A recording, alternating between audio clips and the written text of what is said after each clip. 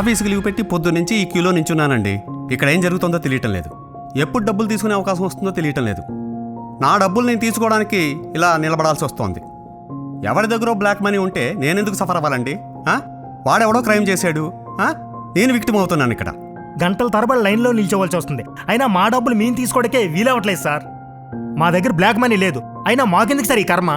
రాత్రి నుంచి ఇప్పటి వరకు ఇక్కడే పడుకున్నాను. మాకు బ్లాక్ మనీ లేదు సార్.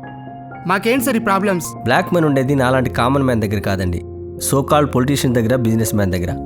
బ్లాక్ మనీ అరికట్టాలంటే వాళ్ళ మీద రైడ్ చేయాలి, కానీ నాలాంటి వాళ్ళని ఇబ్బంది పెట్టడం సరికాదు కదండి. The whole nation has one single question for this one man, Narendra Modi. Why common people like us should suffer? But the soldier has one single question for all those so-called common people of the whole nation. పాకిస్తాన్తో నాకు ఎలాంటి శత్రుత్వం లేదు, అయినా దేశం కోసం సరిహద్దుల్లో పోరాడుతున్నా.